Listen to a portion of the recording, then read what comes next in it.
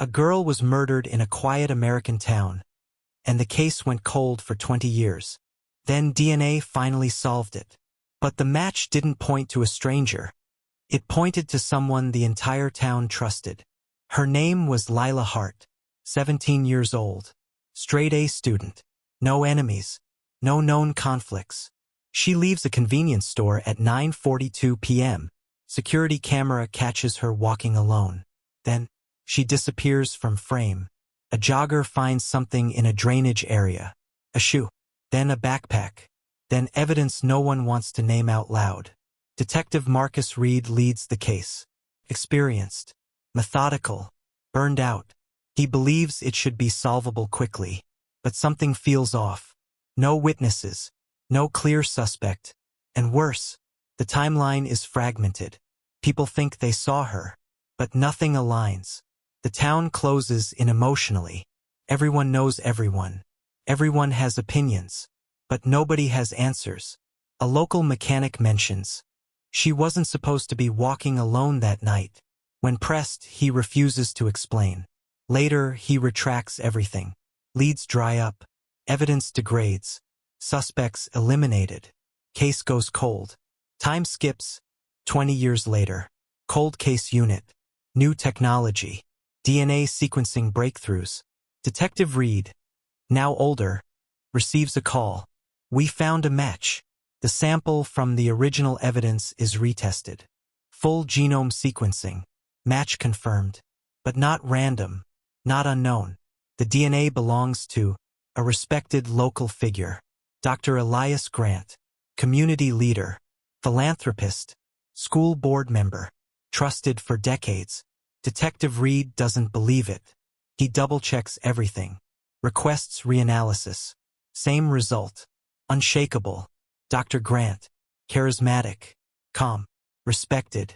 Donates to schools. Mentors students. Impossible suspect. Reed hesitates. If this is wrong, it destroys an innocent man. If it's right, it destroys an entire town's trust. Reed reopens witness statements. Re-interviews old residents. Starts noticing inconsistencies. Subtle contradictions. A former witness recalls something new. There was a car that shouldn't have been there, but they never reported it before. Why now? Reed realizes memories are not missing. They are repressed or ignored. Old surveillance footage is recovered. Corrupted but partially restored. A vehicle near the crime scene. Belonging to someone powerful. The car is registered to a foundation linked to Dr. Grant. Reed now faces a dilemma. Proceed and risk destroying a pillar of the community. Or ignore DNA evidence. Neither option is acceptable. A warning arrives. Anonymous. Stop reopening old wounds. Reed looks at the DNA file again. Zooms in. And notices something missed before. The sample isn't degraded randomly. It was preserved. Intentionally. Reed whispers. Someone wanted this found. Eventually. Reed doesn't sleep. He rechecks the DNA report for the 5th time. Every time. Same result. Dr. Elias Grant. No ambiguity. No contamination. Just certainty. And that is what disturbs him most. Reed decides not to go through official channels yet. He wants to see him. Not as a suspect, but as a man. Dr. Grant is calm. Controlled. Almost comforting. He greets Reed without tension. Detective, I assume this is about the old case. That line alone unsettles Reed. Reed expected denial, anger, confusion. Instead, Dr. Grant is prepared. Too prepared. Reed asks direct questions. Grant answers carefully. Never defensive. Never emotional. Just precise. Measured. Controlled. Grant says, that case should have stayed closed. Not a threat. Not anger. Just certainty. Grant's office. Too organized. Too clean. Not sterile like a hospital. But filtered. Like nothing personal exists. Reed notices a framed photo. Dr. Grant with multiple civic leaders. But something is off. One face is blurred out. Intentionally. Reed mentions DNA. Finally, a reaction. But not panic. Not fear. Just silence. A long pause. DNA is only as honest as the people who handle it. That line changes everything. Grant stands. Conversation over. Not because he's guilty, but because he chooses it to be. Reed leaves unsettled. He didn't get a confession. He got something worse. Control. Reed goes deeper. Archive access. Reed reopens everything. A missing evidence logs. Chain of custody forms. Old witness statements. He notices gaps. Not random. Patterned. Some documents were signed by officers who are now retired. But signatures don't match across years. Something was altered. Quietly. Systematically. A junior officer from the original investigation is still alive. Reed tracks him down. The interview begins. The officer is visibly nervous. Avoids eye contact. Keeps saying, "That case was handled correctly." But his voice breaks when he says it. Under pressure, he admits, "We were told not to look too closely at certain places." Reed pushes.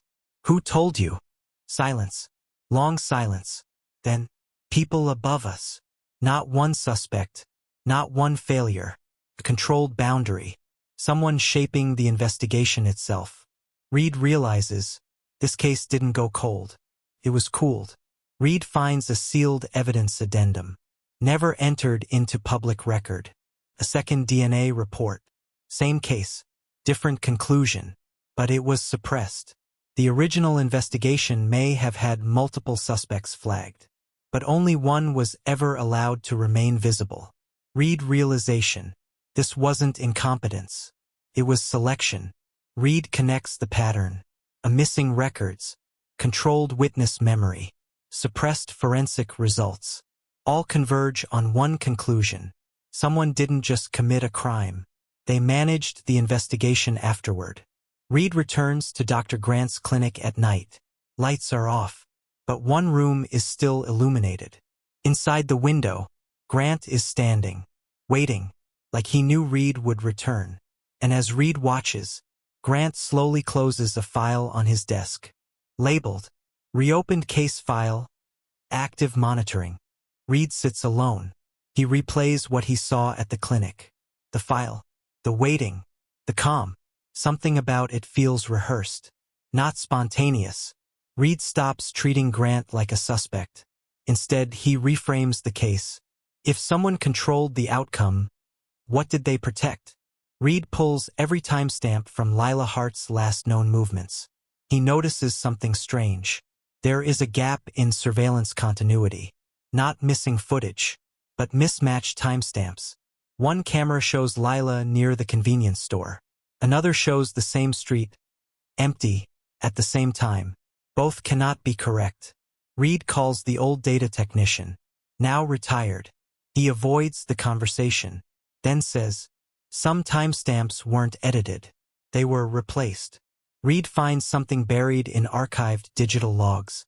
A secondary backup system existed during the original investigation, but it was never disclosed. The hidden footage. A second version of the night exists. Not identical. In this version, a vehicle appears near the victim. One that was never reported. Reed enhances the footage. License plate partially visible. It matches a vehicle tied to a municipal department.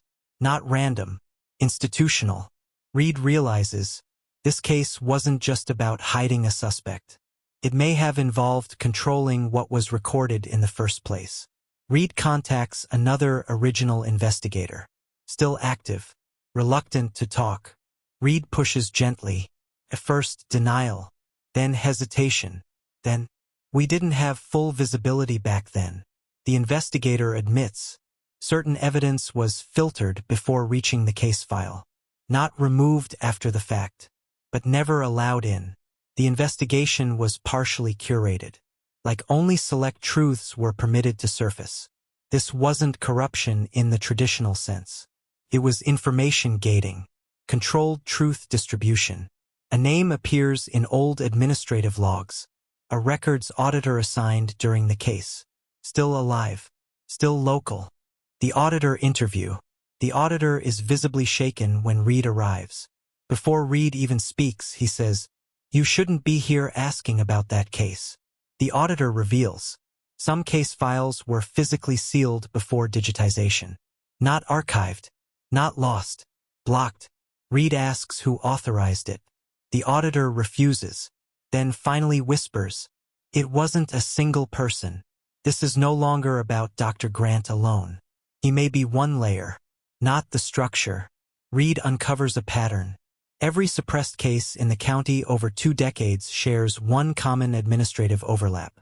Same oversight chain, same review corridor, same silent approval loop. The system is self-correcting. Even whistleblowers were contained through procedural means, not force. Reed begins to feel watched. Subtle signs, phone delays, file access interruptions, deleted search history entries. Nothing overt. Everything deniable. Reed revisits Grant's public records. He finds something new. Grant wasn't just a respected figure. He sat on multiple advisory boards tied to data governance and public safety systems. Grant had access not just socially, but structurally. Reed connects the final missing link. Lila Hart's case wasn't just investigated. It was used as a calibration point for something larger. Reed returns to his office. All files are open, except one. A folder he never created. Now visible on his system. Folder name, Case Oversight. Reed, Marcus. Reed freezes. Reed stares at the folder on his screen. He didn't create it. He didn't request it. But it's active. And it's updated. Reed checks system logs. Access timestamp, 2 minutes ago. But no one is in the building. His workstation locks briefly, then unlocks. No password entered. No alert triggered. Just restored. Like someone stepped out of the system. Reed leaves the station. Reed feels it now. Not paranoia. Pattern. He is being observed through structure, not presence. Reed drives toward Grant's clinic again. This time not for answers. For confrontation. The clinic is different. Too quiet. Not abandoned. Reed walks through halls. Every room is empty. Except one. A monitor still on. Displaying. Active case monitoring. Hart. Lila. The screen shows live system logs. Not historical. Real-time updates. Someone is still processing the case. Even now. Reed hears footsteps behind him. Turns. No one. But the system log updates again. Observer detected. The system is reactive, not archival. It responds to Reed. Dr. Grant appears. Not rushed. Not surprised. Already present. Waiting in a side room. Reed demands answers. Grant remains calm. Almost disappointed. "You think this was a murder case?" Pause. "It was a system test." Grant implies the investigation itself was part of infrastructure. Not the crime. The response to it. Reed pushes harder. "What did you do to Lila?" Grant doesn't answer directly. Instead, "She was the input." The word input changes everything. Not victim. Not subject. Input. Grant gestures to the monitor. Multiple cases appear. Different years. Same structure. Lila's case wasn't isolated. It was the first calibration event. Every cold case afterward may have been influenced by the system built around hers. Reed notices something in the system logs. His own name appears again. Now flagged. Unstable observer. Grant's warning. "You're no longer outside this system." Pause. "You never were." Reed wasn't only tracking the system. He was feeding it behavioral data the entire time. Reed tries to leave. Doors don't respond immediately. Delay of 3 seconds. Then open. Not physical restraint. Latency. Delay. Subtle interference. He gets outside. Breathing heavy. But something feels off. Too quiet. Even the environment feels aligned. His phone vibrates. One notification. Case progression updated. On screen, a new entry appears in the system. Label. Final phase. Activation. Reed. Marcus. Reed doesn't trust anything anymore. Not the case. Not Grant. not even his own thoughts. Because now, every detail feels observed. His phone lights up again. No notification sound. Just a silent message. Proceed to designated location. Reed does not type anything. But his car turns anyway. He tries to stop. Hands tighten on the wheel. Muscles resist. Then, a calm thought enters. Resistance is delay, not prevention. The building is awake. Waiting. Reed enters. No resistance. Doors already unlocked. Hallways illuminated. Like the building recognizes him. The same system room seen before. But now, it is fully active. Dr. Grant is there. But different. Not emotional. Not defensive. Finalized. Grant speaks. You've been inside the system since the beginning. You just didn't have access to the interface. Reed wasn't recruited late. He was part of system development feedback. His investigation shaped responses. Reed finally asks, "What is this system for?" Grant doesn't hesitate. Prediction and correction. The system isn't just recording behavior. It's adjusting it. Lila Hart truth begins. Reed sees her file again on screen, but now expanded. Not just victim data, but behavioral trigger data. Lila wasn't random. She was a baseline event used to calibrate human response systems. One uncontrolled outcome can teach us more than 1,000 controlled ones. Screens reveal something terrifying. Other cities, other cases, other reads. This isn't a local experiment. It's distributed. Every investigator like him is part of the system's learning loop. Even exposure to truth is part of the model. Reactions are measured. Responses are stored. The room hums. The same frequency returns. Low, controlled, precise. Reed feels it. Not pain, not force, just alignment pressure, like thought narrowing. We don't erase resistance. We integrate it. Reed isn't being punished. He's being absorbed. His movements slow. His decisions flatten. Options disappear one by one. Reed looks at Grant. One last moment of clarity. "So I never solved anything." Grant replies, "You helped refine everything." The system asks one final prompt on screen. Integrate subject? Two options appear. Yes, continue resistance. But Reed does not select. The system selects for him. Activation completes. Reed exhales. Expression changes. Not emotionless. Not robotic. Just stable. Reed now sits at the console, watching new cases appear, just like before. But now, he understands them differently. Dr. Grant walks away. No longer needed. Before leaving, he says, "Every truth you uncover becomes part of the system. That's how it grows." New cold case appears on screen. A familiar name is highlighted. A new investigator begins reading it. Did the story send chills down your spine? And from which city are you tuning in tonight? Let's meet in the comments. If you enjoyed this dark tale, you can support me with a super thanks so I can keep uncovering more gripping true crime stories for you. Thank you so much for your support.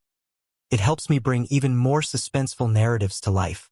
I'm looking forward to your thoughts on this mystery. There's a lot more waiting for you on my channel. Don't forget to subscribe, like, and share. See you in the next chilling story with intrigue and respect.